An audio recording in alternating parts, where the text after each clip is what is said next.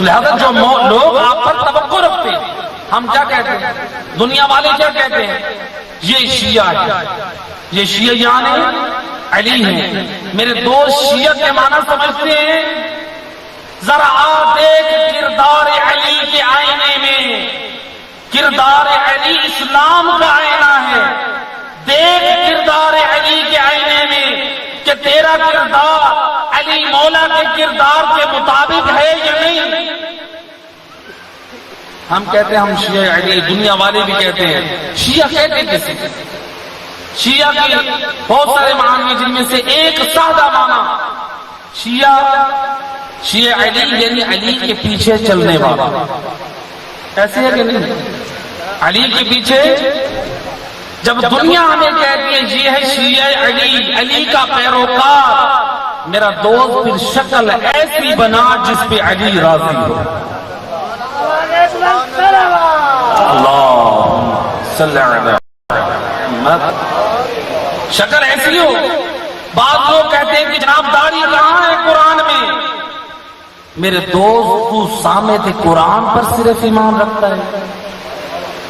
اللہ نے تجھے 13 ناطے کے قرآن، وارث قرآن، معصوم باکردار ہستیاں، ذرا دیکھ ان کے چہروں پہ داڑھی ہے۔ تو لہذا اپنی شکل ایسی بنا میرے دوست۔ شیعہ یعنی علی جب کہتے ہیں علی مولا رات کی تاریکی میں 1000 رکعت ادا کریں اور ہماری زندگی میں 17 رکعت نماز بھی نہ ہو۔ میرے دوست نے فکر کر، امیر المومنین کا یہ کردار کس کے لیے، اہل بیت کا یہ پاک کردار کس کے لیے؟ کیا دشمن کو فائدہ دے گا؟ میرے دوست پاک ہستیوں کا یہ پاک کردار میرے اور تیری نجات کے لیے۔ اہل بیت کے کردار کو اپنا، دنیا والے فخر کریں، کہیں ہے تو وہ شیعہ علی لیکن کردار کا بڑا والا ہے، تو آل محمد کا چاہنے والا لیکن امانت میں بڑا پڑا ہے، بولنے میں بڑا سچا ہے، وہ بڑا نمازی ہے، بڑا روزے دار ہے، تلاوت قرآن کرنے والا ہے۔ یہ صفات ہونی چاہیے، نہ کہ ہماری بدعملیوں سے اگر کوئی مذہب شیعہ کو بدنام کرے تو یاد رکھ میرے دوست، پھر تو مجرم اہل بیت ٹھہرے گا۔ اس لیے کہ خود صادق آل محمد امام جعفر صادق علیہ السلام، اللہم صلی علی محمد، امام فرماتے ہیں شیعتنا کونوا لنا زینا ولا تکونوا لنا شینا، اے ہمارے شیعوں، اے ہمارے حکمرانوں، اے ہمارے موالیوں، ہمارے لیے اپنے عمل کے ذریعے باعث زینت بنو۔ اللہم صلی علی محمد وآل محمد، اپنی بد عملیوں کے ذریعے ہمارے لیے باعث ننگ و عار نہ بنو، باعث زینت بنو۔ یہ نہ ہو بد عملی ہم کریں اور دنیا والے کہیں کہ یہ دیکھو یہ ہے شیعہ علی۔ تو لہذا شیعہ لفظ کے معنی کیا ہے؟ علی کا پیروکار۔ اہل بیت کی بدنامی کے سبب نہ بنے۔ میں ایک مثال دیا کرتا ہوں، باپ نے بیٹے سے کہا بیٹا جاؤ یہ 9 نمبر کا یہ ذرا کام کر کے آؤ، میرے پاس ٹائم نہیں۔ اچھا ذرا چیزر چلے جاؤ، گھر میں کھانے کا سامان ختم ہو چکا ہے، وہاں کے لیے ٹائم نہیں ہے۔ کسی اور سٹور پہ چلے جاؤ، وہاں کے لیے بھی ٹائم نہیں ہے۔ لیکن یہ بیٹا جو ہے دوستوں میں، خاندان والوں میں، اپنے محلے داروں میں، میرا باپ بڑا نمازی ہے، میرا باپ بڑا روزے دار ہے، میرا باپ بڑا فقراء کی مدد کرتا ہے، میرا باپ بڑا شخص ذمہ دار ہے، میرا باپ دشمن کے سامنے میں بہادر ہے، میرا باپ فقراء کو بڑا لٹانے والا ہے، وہ شخص ذمہ دار ہے، تلاوت قرآن کرنے والا ہے، لیکن باپ جب حکم دیتا ہے تو عمل نہیں کرتا۔ توجہ ہے؟ تو کیا اس اولاد کو معاشرے والے کیا شریف زادہ کہیں گے؟ میرے دوست، جب یہ اولاد باپ کے لیے شریف نہیں ہے، لاکھ باپ کی تعریفیں کرے لیکن باپ کی کرتا ہے نافرمانی، سید الرسل لسان نبوت سے فرماتے یا علی انت و انا ابوان هذه الامہ، اے علی تو اور میں اس پوری امت کے باپ ہے۔ اللہ صلی اللہ علیہ وسلم۔ میرے دوست، اگر اپنے اس باپ کی نافرمانی سے کوئی شریف زادہ نہیں رہتا تو نبی اور علی جیسے باپ کی نافرمانی سے کوئی کیسے شریف رہ سکتا ہے؟ یا علی۔ تو لہذا میرے دوست، اگر تو فرزند نبی و علی ہے، اگر کہتا ہے کہ میں ان کا امتی ہوں، میں ان کا حقدار ہوں، تو پھر ان کی نافرمانی نہ کر۔ ہم کہیں کہ ہم شیعہ علی، ہم شیعہ اہل بیت، ذمہ داریوں کو سمجھ۔ ایک سادہ سی مثال، آپ کہیں گے زیادہ مثالیں آ رہی ہیں، ایک مثال، ذرا مثال سے مطلب واضح ہو جاتا ہے۔ آپ لوگ یہاں سے سفر کرنا چاہتے ہیں، مثال کے طور پہ آپ جانا چاہتے ہیں لاہور، تاکہ سادہ سادہ مثال، آپ لاہور جانا چاہتے ہیں۔ اب یہاں پر جب آپ سفر کریں گے تو راستے میں دو چیزوں کا خیال رکھنا ضروری ہے۔ ایک تو راستے میں جو سگنلز ہیں ان کا خیال رکھنا ہے، جہاں پر سگنل گرین ہے، سبز ہے، آپ کو چلنا ہے، اور جہاں پر ریڈ ہے، سرخ ہے، وہاں پر آپ کو رکنا ہے۔ اگر آپ ان سگنل کا خیال نہیں کریں گے، نتیجہ کیا ہوگا؟ آپ ہلاک ہو جائیں گے، ایکسیڈنٹ، جس سامنے والے کو بھی نقصان اور آپ بھی نقصان ہے، ایسے ہے کہ نہیں؟ احتمال ہے نقصان کا، تو لہذا ان سگنل کا خیال رکھنا ضروری ہے۔ دوسری چیز ہے سائن بورڈ۔ آپ راستے میں چل رہے ہیں، اگر آپ نے سائن بورڈوں کا خیال نہ کیا، ہو سکتا ہے لاہور والے راستے پر جانے کی بجائے آپ کبیر والا کی طرف چلے جائیں، دوسرے راستے کی طرف مڑ جائیں۔ ہو سکتا ہے لاہور والے روڈ پر جانے کی بجائے آپ بہاڑی کی طرف چلے جائیں، بھی سائن بورڈ کا خیال نہیں کیا۔ میرے دوست، گویا راستہ طے کرنے کے لیے سگنل اور سائن بورڈ کا خیال رکھنا ضروری ہے، ورنہ اپنی منزل پر بھی نہیں پہنچ سکتے اور ہلاکت سے بھی نہیں بچ سکتے۔ سید الرسل فرماتے ہیں یا علی انت صراط المستقیم، یا علی، اے علی تیرا راستہ ہے سیدھا۔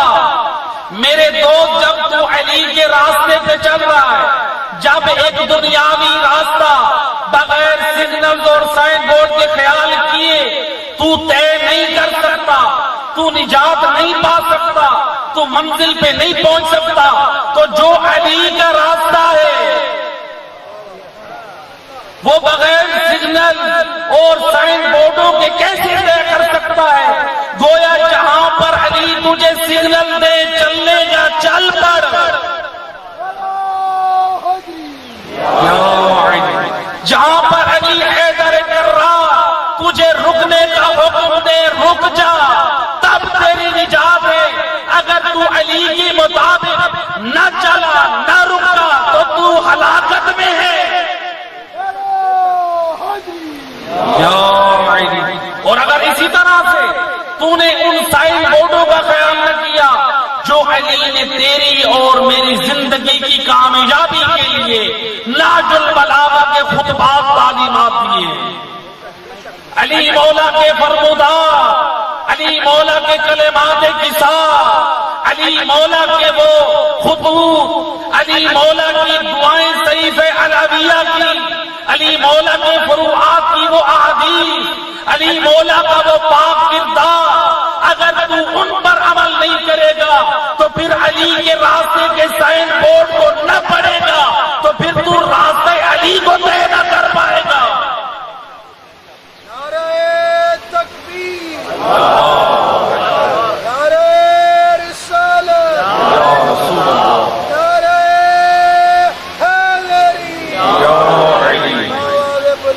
اللہم صلی علی محمد۔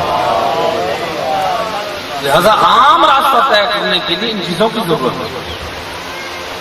امام المتقین، امام الموحدین، سید الاولیاء کا راستہ طے کرنا ہو تو اپنی مرضی سے کیسے طے کریں، اور علی کا راستہ طے کرنے کے لیے علی کی ہدایت کی ضرورت ہے۔ اپنی مرضی کی ہدایت نہیں چلے گی میرے دوست۔ اگر اپنی مرضی سے تو لاہور کی طرف جانے کا رخ کرے تو اپنی منزل پہ کبھی نہیں پہنچ سکتا۔ تجھے وہ راستہ اختیار کرنا پڑے گا جو راستوں پہ چلنے والے ہادیان نے تیری ہدایت آئی ہے، اور علی کے راستے کے لیے بھی انہی ہادیان کا تجھے راستہ اختیار کرنا پڑے گا۔ تو لہذا شیعہ علی بن، کردار ایسا ہو کہ جس پر علی مولا راضی، جس پر اہل بیت راضی۔ اپنی مرضی کے عمل کا نام ولایت نہیں، اپنی مرضی کے عمل کا نام اسلام نہیں ہے۔ لہذا عمل وہی کامیاب ہے جو قرآن کے مطابق ہو یا پھر جودہ کے فرمان کے مطابق۔ اپنی مرضی کے ساتھ زندگی نہ گزار۔ آج ذرا دیکھ کردار اسلام کے آئینے میں کہ آل محمد نے اپنے گھرانے کی نسلوں کی کیا تربیت کی ہے، کیا پاک کردار پیش کیا ہے آل محمد نے۔ ذرا دیکھ، اسلام کا آئینہ صحیح دیکھنا ہے تو روایت تاریخ بتاتی ہے اس اسلام کے پاک آئینے میں ہمیں ایک کردار ملتا ہے، امام حسن مجتبی علیہ السلام کی ایک صاحبزادی۔ صلوات پڑھیں امام کی ذات پر، اللہم صلی علی۔ کون بی بی؟ جناب نفیسہ، سیدہ نفیسہ، امام حسن مجتبی کے فرزند حضرت زید، ان کے بیٹے جناب حسن کی بیٹی ہیں جناب نفیسہ، یعنی امام حسن مجتبی کے پوتے کی بیٹی۔ جی، ان کی شادی کس سے ہوئی؟ امام جعفر صادق علیہ السلام، اللہم صلی علی محمد، امام کے ایک فرزند جناب اسحاق سے، امام حسن مجتبی کے پوتے کی بیٹی اور ادھر سے چھٹے امام کے بیٹے، ان کی شادی ہو رہی، جس میں سے اللہ نے ان کو 2 اولادیں عطا کی۔ اس بی بی کا یہ پاک کردار، یہ جو تربیت ہوئی ہے ان کی مدینہ میں بی بی کی، اتنا پاک کردار تھا کہ بی بی اپنے شوہر کے ساتھ فلسطین میں جب حضرت ابراہیم نبی کی قبر کی زیارت کے لیے گئی، وہاں سے واپس جب مصر شہر پہنچی، وہاں پر کچھ آرام کرنے کے لیے، کچھ دن رکنے کے لیے، پرانا زمانہ ہے، سفر لمبا اور تھکاوٹ ہو جاتی ہے، کچھ دن وہاں رہنے کے لیے ایک مکان لیا۔ بی بی کے جو اڑوس پڑوس میں جو لوگ تھے وہ آنے لگے، ایک شہرت پا گئی کہ سیدہ نفیسہ عابدہ ہے، صالحہ ہے، یہ بی بی، اتنے القاب پائے، لوگوں میں ایک شہرت ہونے لگی۔ ایک اسی محلے سے ایک خاتون ہے جو دونوں آنکھوں سے نابینا ہے، اندھی، وہ آئی جناب نفیسہ کے گھر میں۔ کیوں؟ کہا کہ میں نے تیری عبادت کے بڑے چرچے سنے کہ تو اپنے رب کی اتنی عبادت کرتی ہے، تیرے پاس ٹائم بھی نہیں، بس جو کھانا جب اللہ جانے کس طرح سے تیری زندگی گزر رہی ہے، ہم تو یہی سنتے ہیں کہ تیرا ہر لمحہ اللہ کی عبادت میں گزر۔ جب حضرت نفیسہ وضو کرنے لگی، کہا کہ میری ایک خواہش ہے، جب یہ تو وضو کرے تو تاش میں یہ وضو کر۔ کہا کیوں؟ کہا بس میری ایک تمنا ہے۔ جناب نفیسہ نے وضو کیا، اس ضعیفہ جو یہودن ہے، یہودی مذہب سے تعلق رکھتی ہے، نان مسلم کافر، مسلمان نہیں، لیکن یہودیہ ہو کر ایک مسلمان اہل بیت اطہار کے گھرانے کی عورت کا کردار اتنا پاک تھا کہ اس کی کردار سے اتنی متاثر ہو گئی. میرا دوست ایسا کردار ہو کہ غیر بھی تیرے کردار کو دیکھ کر وہ تیرے کردار پر راضی ہو جائے. اللہ صلی اللہ علیہ وسلم. کہا کہ اتنی تیری عبادت بس میری خواہش ہے جب وہ وضو کرے تو تاش کرے.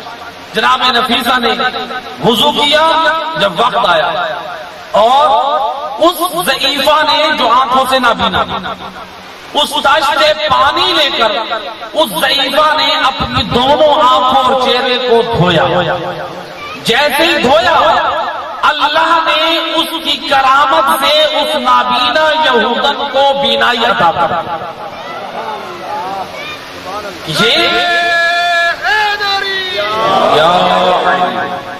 اللہ نے اس پانی میں وہ برکت رکھ دی, وہ تاثیر رکھ دی. وہ کیوں؟ چونکہ اللہ نے حق کی طرف دعوت دینے کے لیے کبھی وسیلے بناتا ہے. تو گویا اللہ نے کیا کیا, اس پانی میں شفا رکھ دی تاکہ یہ یہودیہ عورت جس ایمان کے ساتھ آئی ہے اس کو شفا ملی باذن خدا. اب جیسے اس یہودیہ عورت کو بینائی ملی اس نے فوراً جناب نفیسہ کے ہاتھ میں اسلام کی بیعت کر دی. اس یہودیہ نے اسلام قبول کیا. اس کے جتنے قبیلے والے تھے سینکڑوں کی تعداد میں یہودی لوگوں نے اسلام قبول کر کے مذہب اہل بیت کو قبول کیا, اور جو دوسرے مذاہب والے تھے انہوں نے بھی مذہب اہل بیت کو قبول کیا اس کرامت کی وجہ سے کہ اتنی باکرامت بھی ہے. اب لوگوں میں ایک شہرت بڑھ گئی. جناب نفیسہ کا مصر سے جانے کا ارادہ ہوا, لیکن لوگوں نے حاکم وقت سے یہ التماس کی کہ اس بیوی کو ہمارے سے جدا نہ ہونے دیا. اب وہ حاکم پر زور بھی ہے اور حاکم کا خود ان کی عبادت کا چرچا بھی ہے. حاکم نے ایک اپنی طرف سے مقام دینے کے لیے کہا, ایک مقام بھی دے دیا گیا اور اصرار کیا. جناب نفیسہ رہنے پر مجبور ہو گئے اپنے شوہر کے ساتھ. اللہ نے ان کو 2 اولادیں بھی دی. ملتا ہے کہ بی بی نفیسہ جس گھر میں رہتی تھی اس قدر بی بی کا کردار تھا کہ بی بی کا نام تھا نفیسہ, لیکن بی بی کو جو القاب ملے لوگوں میں لقب ملا عابدہ آل محمد. اللہم صلی علی محمد وآلہ صالح آل محمد. عابدہ آل محمد, صالح آل محمد, محدثہ آل محمد کی حدیثوں کو نقل کرنے والی, ام الفقراء والمساکین. بی بی کے پاس ملتا ہے کہ بی بی مالدار بھی تھی. بی بی اپنے مال سے فقراء, غرباء, یتیموں, مساکین کی مدد بھی کرتے تھے. صرف عبادت پر زور نہیں ہے, جس چیز کی ضرورت ہے اس کو بچا لا. عبادت بھی کر رہی ہیں, فقراء, غرباء اور اہل ایمان کا حق بھی ادا کر رہی ہیں. تو بی بی محدثہ بھی ہے, بی بی عابدہ بھی ہے, صالحہ بھی ہے. تو لہذا اور بی بی تھی حافظہ قرآن, یعنی بی بی کی القاب سے مشہور تھی. ملتا ہے کہ یہ بی بی اتنی باکردار تھی. دیکھ کر آل محمد کا پاک کردار, آل محمد کے گھرانے میں کیسی تربیت ہوتی ہے, وہ کیسا کردار چاہتے ہیں. تاریخ کہتی ہے کہ بی بی جس گھر میں رہتی تھی, بی بی نے اپنے گھر کے شہر میں اپنے لیے قبر کھودی. آج ذرا ہم اپنے گھروں کو بھی دیکھیں, اللہ جانے وہ کیسی چیزیں ہوتی ہیں جو ہمیں خدا اور ہمیں دین سے غافل کر دیتے ہیں. بی بی کا گھر دیکھیں کس طرح یاد خدا سے بھرا ہوا ہے. جو آج بعض لوگوں میں یہ بات سننے میں آتی ہے، کئی مرتبہ مشاہدے میں گزری ہے، عام طور پہ خواتین میں جب کفن کی بات آئے تو کہتے ہیں اللہ اللہ توبہ، یہ کیا کفن کا نام لینے؟ بھی کفن کے نام لینے سے مر جائیں گے؟ کیا مرنا نہیں ہے؟ اسلام کہتا ہے مستحب ہے۔ میرے چوتھے امام زین العابدین علیہ الصلوۃ والسلام امام فرماتے جو شخص اپنا کفن لے کر رکھے خدا اس کو غافلین میں سے قرار نہیں دے گا۔ کفن لے کر رکھنا اس قدر مستحب ہے۔ بعض گھرانوں کو میں جانتا ہوں، نجف اشرف میں ایک مولانا صاحب، وہاں سے پاکستان کے لیے جب انہوں نے سفر کا ارادہ کیا، اچھا علماء کرام طلباء اپنے بچوں کو بھی دینی درس دیتے ہیں، ان درس میں ایک دن انہوں نے اپنی اولاد کو یہ تعلیم دی، روزانہ جو درس ہوتا تھا یہی حدیث سنائی کہ امام فرماتے ہیں جو شخص اپنا کفن لے کر رکھے اللہ اس کو کبھی غافلین میں سے قرار نہیں دے گا۔ اب ان کی اولاد میں بچے چھوٹے چھوٹے، جن میں سے ایک بچہ 5 سال کا، دوسرا بچہ 7 سال کا، وہ بچے اب مثلا گئے وہ نجف اشرف یا کربلا سے، اس لیے انہوں نے کفن لیا کہ امام کا حکم ہے کفن رکھنا چاہیے تاکہ انسان آخرت کی ایک عملی تیاری کرے، انسان غفلت سے باہر آئے۔ تو اب جب انہوں نے کہا کہ ہم کفن لیں گے لیکن ان بچوں کا نہیں، ایک مرتبہ وہ بچے جن کی ایک کی عمر 7 سال ہے اور ایک کی عمر اس وقت 5 سال ہے، وہ دونوں بچے رونے لگے۔ ان کے والد کہتے ہیں آپ کیوں رو رہے ہیں؟ کہا کہ اس لیے کہ آپ ہمارا کفن کیوں نہیں لے رہے؟ اللہ آپ ہمارا کفن کیوں نہیں لے رہے؟ آپ نے خود ہمیں حدیث سنائی تھی۔ وہ مولانا صاحب کہ یہ جملے میں نے ایک مرتبہ رب سے یہ دعا کی کہ میں نے اولاد کی تربیت کے لیے حدیث تو سنائی ہے لیکن اولاد کی طول عمر کی دعا بھی کر رہا۔ دوبارہ دیکھیں کہ اگر بچوں کی ہم صحیح تربیت کریں تو بچوں کے ذہن میں وہ باتیں بیٹھتی ہیں، ہمیں بچپن سے یہ توجہ دینی چاہیے۔ ہم لوگ کہتے ہیں کہ نہیں ابھی چھوڑ دیں، ابھی بڑا وقت پڑا ہے، جب سر سے پانی گزر جاتا ہے، جب اولاد بگڑ جاتی ہے، نافرمان ہو جاتی ہے، پھر آتے ہیں مولانا صاحب کو یہ عمل بتائیں، ہماری اولاد ہمارا کہنا نہیں مانے۔ میرے دوست اپنے گھر کا ماحول پاک بنا، اپنے گھر کا ماحول ایسا بنا کہ اپنے عمل سے اپنی اولاد کی تربیت کر، اپنے عمل سے اپنی نسلوں کی اصلاح کر۔ یہ حضرت نفیسہ اولاد امام حسن میں سے، اس بی بی نے اپنے گھر کے سین میں قبر کھودی۔ ملتا ہے کہ بی بی، اچھا اس بی بی کی ایک بی بی کی جو خدمت گزار تھی وہ بی بی کی بھتیجی جناب زینب، وہ کہتے ہیں میں نے 40 سال بی بی کی خدمت کی۔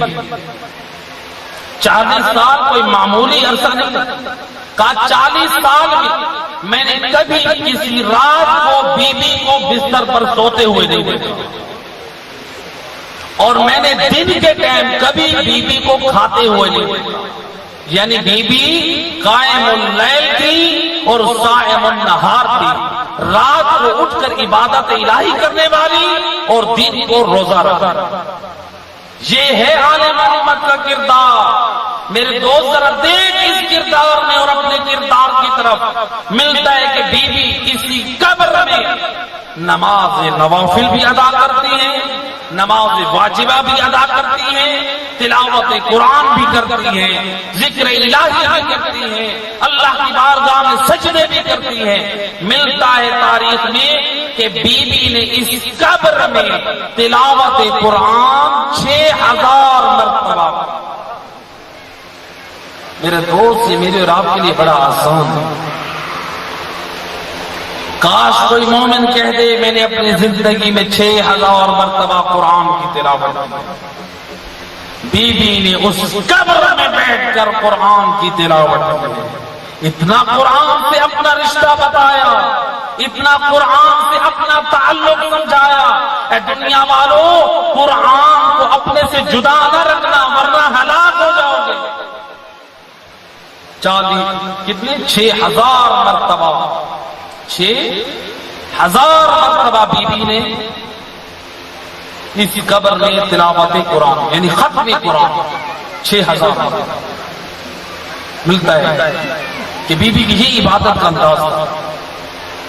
ملتا ہے کہ جب بی بی کا آخر وقت تھا تو بی بی حالت روزہ میں، جناب نفیسہ حالت روزہ میں، تو ان پر جب آخری وقت طاری ہوا، ایک قسم کے موت کے آثار جو ساتھ میں تھے ان کو معلوم ہونے لگے کہ بی بی جو اپنی آمادگی کر رہی ہے، اپنے ہاتھ پاؤں سیدھا کر رہی ہے، اپنے آپ کو سمیٹ رہی ہے، اس کا مطلب ہے یہ خالق حقیقی سے ملنے والی، اور بی بی روزے میں جو ساتھ میں تھے کہنے لگے کہ یا سیدہ آپ روزہ افطار کر لیں، اور حالت آپ پر یہ طاری ہے، فرماتی ہے مدت سے میں رب سے یہ تمنا اور دعا کر رہی ہوں، اے بار الہ جب مجھے موت آئے تو اس عالم میں روزے کی حالت میں تجھ سے ملاقات کروں۔ اب جب میرا رب یہ مجھے موقع عطا کر رہا ہے، یہ کیسے میں روزہ افطار کروں؟ اور بی بی نے اپنی زبان پر سورہ انعام کا پڑھنا شروع کیا۔ جب قرآن سورہ انعام کی اس آیہ مجیدہ پر پہنچی، لَهُمْ دَارُ السَّلَامِ عِنْدَ رَبِّهِمْ، کہ یعنی اہل ایمان کے لیے ان کے پاک کردار کی وجہ سے اللہ کے ہاں دار السلام میں مقام ہے۔ تو جب بی بی نے یہ آیت پڑھی پہنچی تو اس وقت بی بی کی روح اس دنیا سے رخصت ہو گئی۔ تو یہ ہے کردار آل محمد کا۔ میرے دوست ذرا آل محمد کے پاک کردار میں دیکھ تو صحیح کہ کس طرح انہوں نے اپنے چاہنے والوں کی تربیت کی۔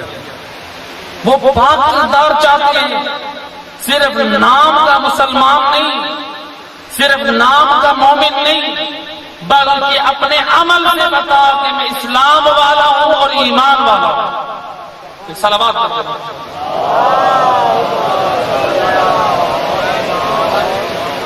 نعرہ تکبیر، نعرہ رسالت، یا رسول اللہ، نعرہ حیدری، یا علی، نعرہ بلندتر صلوات۔ اللہم صل علی محمد و آل محمد وعجل فرجہ۔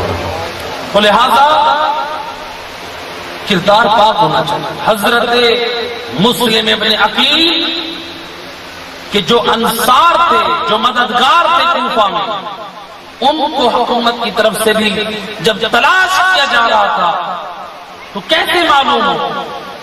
کہا گیا کہ دیکھو کوفہ کی مسجد میں تمہیں جو زیادہ مسجد میں بیٹھنے والا نظر آئے، جو زیادہ قرآن پڑھنے والا نظر آئے، جو زیادہ دین پر عمل کرنے والا پابند نظر آئے، اسے پکڑ کر لے آؤ، وہی مسلم کا ساتھی ہوتا۔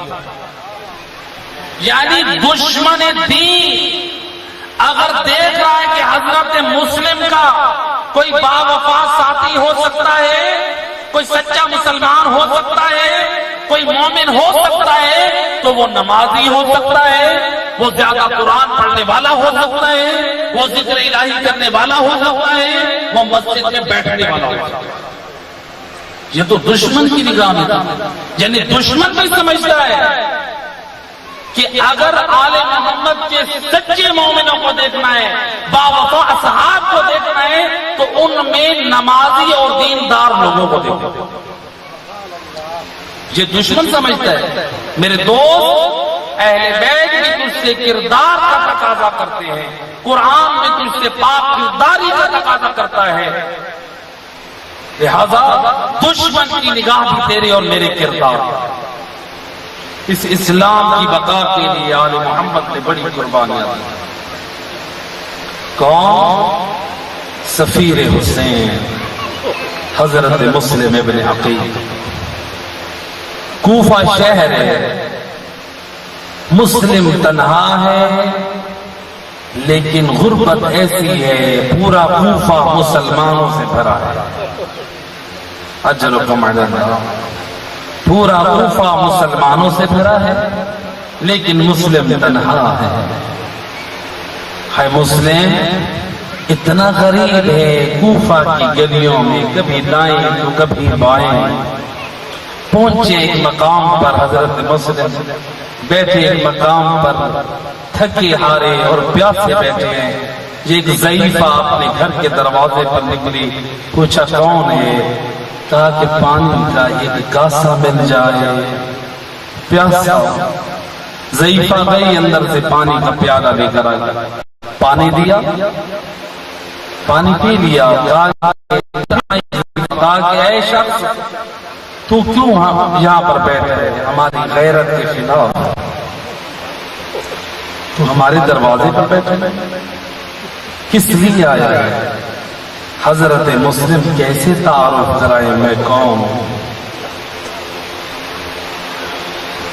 ہزاروں روایت کہتی ہے حضرت مسلم اپنا تعارف کراتے ہیں. اے ضعیفہ مجھے پہچان, میں اس شہر میں غریب ہوں, میرا کوئی نہیں. یہ تعارف کرانے کے بعد فرماتے ہیں اے ضعیفہ انا مسلم ابن عقیل, میں مسلم ابن عقیل ہوں, میں حسین کا سفیر ہوں.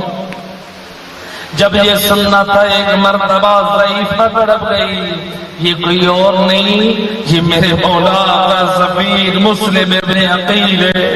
ایک مرتبہ دروازہ کھول دیا. آ جائے سفیر حسین. اے مسلم میں عرض کروں گا, اے مسلم شہید کوفہ آپ مظلوم ہیں لیکن خوش نصیب میں پانی مانگا, آپ کو پانی تو ملا. آپ نے گھر میں امان مانگی, آپ کو امان تو ملی. ہے کربلا میں زارا کا لال ششمائے کے لیے گھوڑ کا سوال کر رہا تھا تو ادھر سے تیر میں جواب ملا. ہے علی کی بیٹیاں امان طلب کر رہی تھی تو اشقیاء نے چادریں چھین لی. اجرکم اہل اللہ زادارو. روایت کہتی ہے جناب طوعا نے کھانا تیار کیا, حضرت مسلم کی خدمت میں لائی.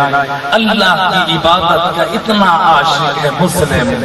ارباب مقاتل نقل کرتے ہیں حضرت مسلم کہتے ہیں بی بی میں اپنے رب کی عبادت آج بھوکے پیٹ کرنا چاہتا ہوں, آج مجھے عبادت کرنے دے. حضرت مسلم مصلی عبادت پر آئے, عبادت خدا کر رہے ہیں. یہ اسی ضعیفہ کے بیٹے نے مخبری کر دی. صبح کا جب وقت ہوا اشقیاء کا لشکر آیا کوفہ کی گلیوں میں. حضرت مسلم نے جب گھوڑوں کے ٹاپوں کی آواز سنی, روایت کہتی ہے ایک مرتبہ خبردار ہوئے, اس بی بی سے خدا حافظی کرتے ہوئے گھر سے باہر نکلے. کیوں؟ اس لیے کہ وہ اشقیاء گھر میں نہ آ جائے.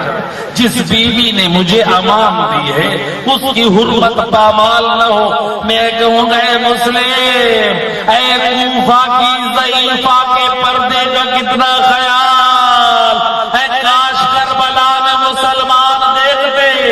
اے علی و بطول کی بیٹیاں اور بہویں, اے کلمہ کو اپنے نیزوں کی انیوں سے چادریں اتار رہے تھے. لوٹو تبرکات, علی و بطول کو قیدی بنا کے لے چلو آلے رسول کو. اجرکم اللہ زادارو. روایت کہتی ہے جناب مسلم باہر آئے, یہاں ہر طرف سے اشقیاء پھیلے ہوئے ہیں. کچھ چھتوں پہ چڑھے ہیں, کچھ دیواروں پہ ہیں, کچھ گلیوں میں ہیں. کچھ لوگوں کے ہاتھ میں آگ ہے, کچھ لوگوں کے ہاتھ میں گرم پانی ہے, کچھ لوگوں کے ہاتھ میں نیزے اور تلواریں ہے. کوئی آگ پھینک رہا ہے تو کوئی گرم پانی, تو کوئی تلواریں چلا رہا ہے تو کوئی نیزہ.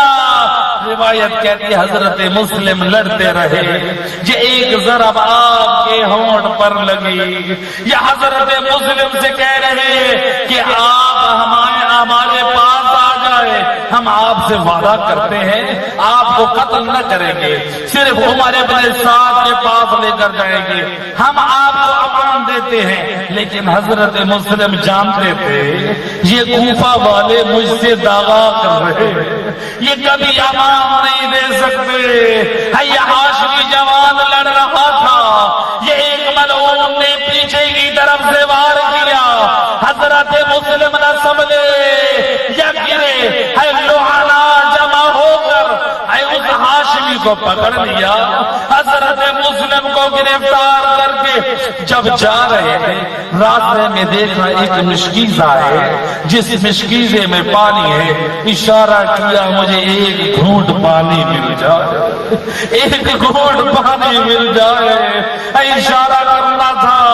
بعد میں روکنے کی کوشش کی، جب حضرت مسلم نے ملامت کی، کیسے کلمہ گو مسلمان ہو کہ تم سے مسلمان پانی کا سوال کرے اور تم اسے رد کر دو۔ ملتا ہے کہ کاسا ملا، حضرت مسلم نے منہ کے قریب کیا، جب دن دیکھا دندانے مبارک کوزے میں گرے، ایک مرتبہ جدا کر دیا، ہے مسلم نے سمجھا دیا میں پیاس کو تو قربان کر سکتا ہوں لیکن اپنے نبی کی شریعت کو پامال نہیں کر سکتا۔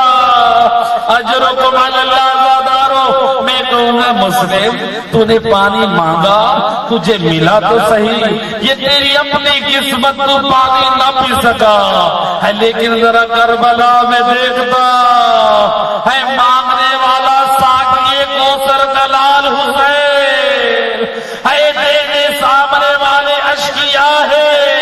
جب حسین نے پانی کا سوال کیا ادھر سے حرملا نے تیر شعبہ تیر چھوڑا، ہے علی اصغر شہید ہو گئے۔